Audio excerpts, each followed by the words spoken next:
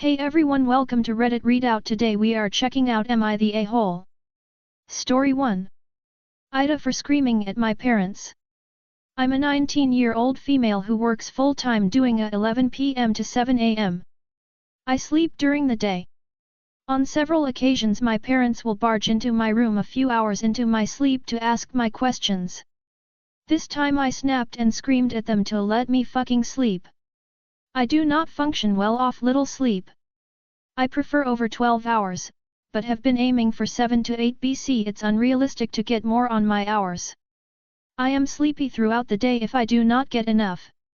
I tell them I need my sleep but they don't listen and continue to interrupt it. After I snapped today they've been giving me the silent treatment and saying I'm an asshole for how I reacted. Thoughts? Edit.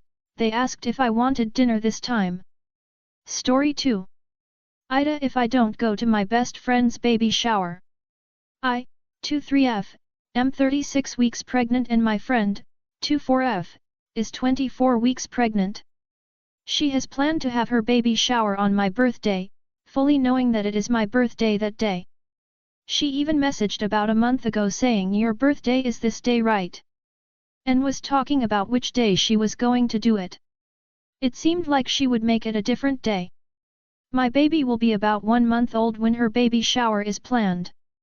I honestly wasn't planning on doing much, just wanted a chill day of quality time with my husband and baby, to be honest. Maybe go to the beach if the weather is nice. I feel like she is kind of being the a-hole by planning to do it on this day. I don't really want to have to please anyone else or worry about getting someone a baby gift on my birthday. I'm a little mad that she made it this day. AITA or am I being petty if I don't go to the baby shower? Story 3. AITA for wanting my daughter's father to give up his parental rights. Me and my daughter's father have been split up for approximate 5 years. She was about a year and a half old when we split.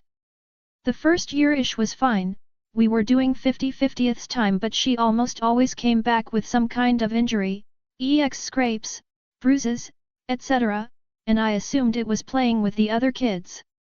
After the first year, we switched it to every other weekend because his current girlfriend didn't want to babysit her along with her own kids while he was at work. After about 6 months of that, my daughter started complaining about the other kids picking on her. When she was 3.5, she then came home saying one of the kids humped her. We got that handled, but I won't let her stay overnight at all. Her dad quit messaging consistently to see her and has only seen her a handful of times over the last year and a half. He's attempted suicide multiple times in that time frame. He already has 4 other kids. He hasn't supported or offered any help since we split. He doesn't pay insurance for her. She doesn't even ask about him at this point. My current husband carries insurance on her and takes care of everything she needs and wants to adopt her. AITA for wanting her real father to give up his rights so my husband can adopt her and legally be her dad? If not, how do I even start the conversation with her actual father about giving up rights? Story 4. AITA for not finding a kid's parents when he appeared to be alone. Hey y'all, I, 21M, was doing DoorDash at around 8 p.m. While I was picking up food from a higher-end restaurant downtown, I noticed a kid standing by the entrance alone. He was around the 10 to 12 range. After walking out, I asked if his parents are around. He replied with, "Yeah, they're inside right now." I didn't think much of it until I left. Should I have been more proactive? Should I have told him to go inside? Or am I just being anxious about something that isn't a problem? It's just been on my mind the last couple of hours. Story 5. AITA if I agreed with my sister about uninviting daughter's boyfriend to Christmas. This year my 44F sister will be hosting the big family get-together we have for Christmas. She decided yesterday that she doesn't want my daughter Mallory's 26F boyfriend Dan 32M to come to her house. Mallory is upset. She said it's last minute to tell them this and she won't be attending the family Christmas either then. She has a point. However, my sister wasn't even sure Mallory and Dan would attend until last minute. My sister started planning this get-together in October. Mallory only responded a few weeks ago that they would have to visit at another time so that they could visit Dan's family on the date in question. Last week she finally said they would be able to make it after all. I had already planned to have a smaller celebration just for myself and my kids and their partners anyhow. I am not uninviting Dan to that. But Wibta for telling Mallory that my sister's decision is on Dan and she should be mad at him, not her aunt? Background information: Mallory has been seeing Dan for about 3 years. We were concerned from the start but tried to give Dan a chance. There's so much more, but the biggest problems we have with Dan is his drinking problem and his children from previous relationships. He has 2 children from 2 separate exes that he has no contact with. He will not take a job that pays in such a way that money can automatically be taken from his check for child support, so he makes very little money and they struggle to make rent and bills. Even so, almost every other night Dan wants to go out drinking with friends and sometimes spends hundreds on these outings.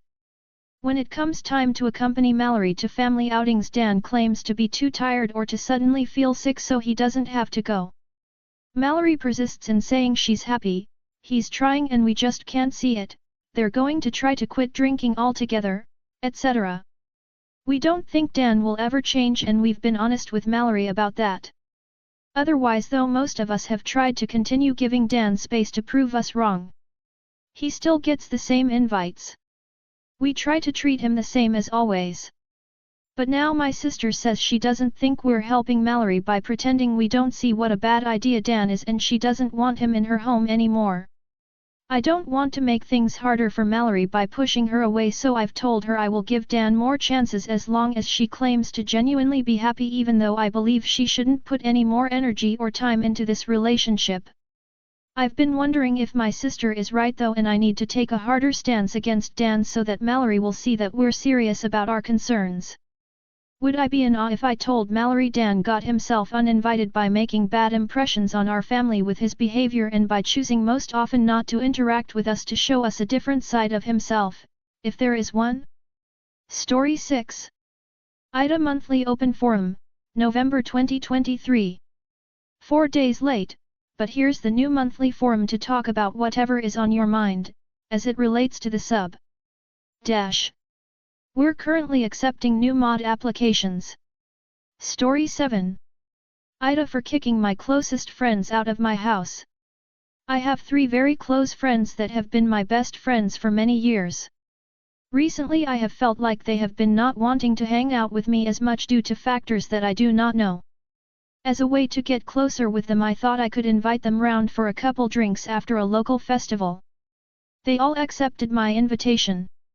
On the day of the festival, we all met up and had fun at the festival, and once it got dark we headed back to my place with 2 other friends.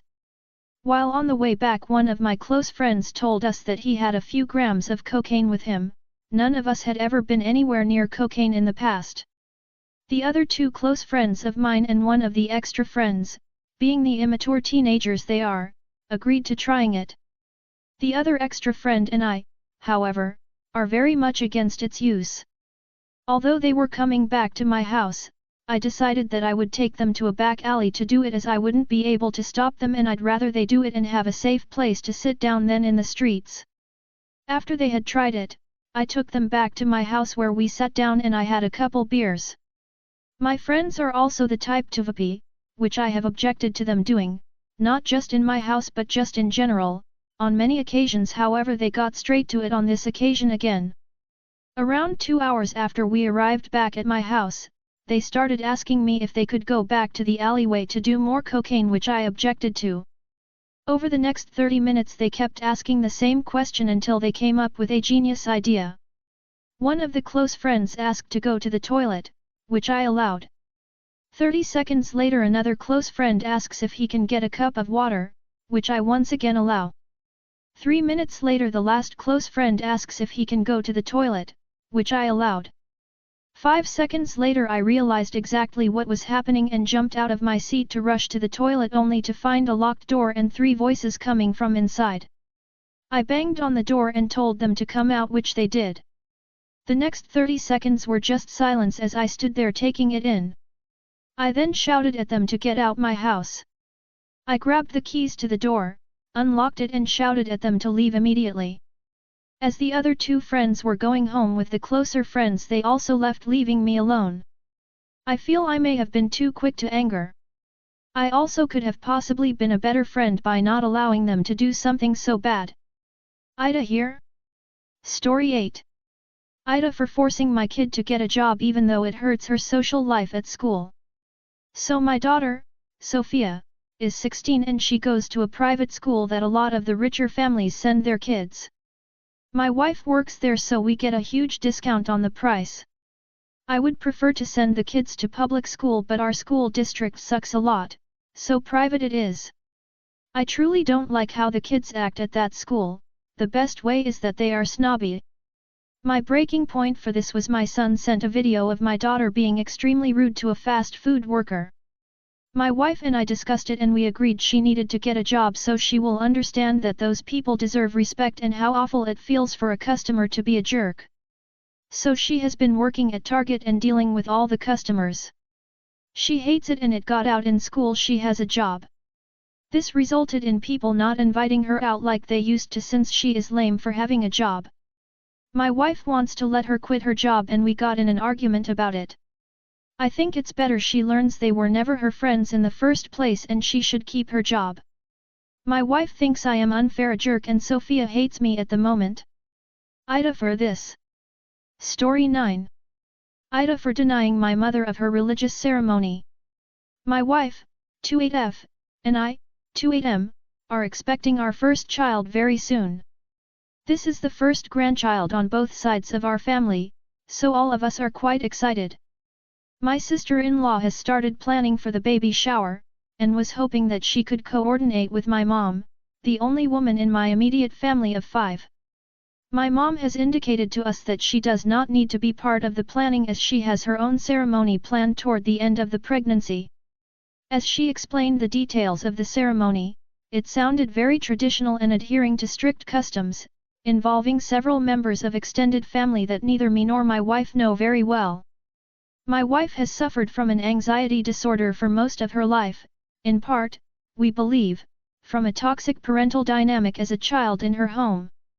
I won't share too much, but to convey how serious it was, her stepfather refused to acknowledge her existence, even when they're in the same room, for several years because she dated someone outside of their racial background. Anyway, my wife's anxiety is being managed with medication but can be triggered in several different ways. We tried to talk to my mom and inform her that the ceremony would be distressing for my wife, and asked if we could adapt it into the shower my sister-in-law is planning in a way that would make my wife more comfortable. My mother is firmly against this, insisting that she would rather cancel the ceremony and be heartbroken. The conversation became heated, with my mom using tactics that I would liken to emotional blackmail, and me saying that she was holding the importance of tradition over the well-being of her daughter-in-law. My wife added in that she really wanted the families to come together in planning the shower, which is why we suggested integrating the ritual into that event. My mom took this as making it an us versus them type of situation, which is not what we intended. I think that we could be the assholes in denying my mom of her vision of the ceremony. My mom immigrated a long time ago and has been starved of a lot of her cultural celebrations.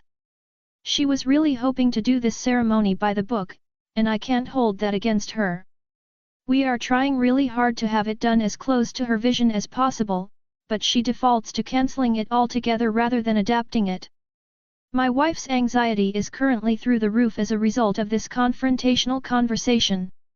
She thinks she should just go through with the ritual, despite knowing that it will be difficult. I'm worried about her. I'm worried about our baby. We agreed to a phone call tomorrow morning, giving both sides a day to cool off before talking it through again. I don't know if I've left out important details, but happy to answer questions in the. That's all for today. Please don't forget to like and subscribe.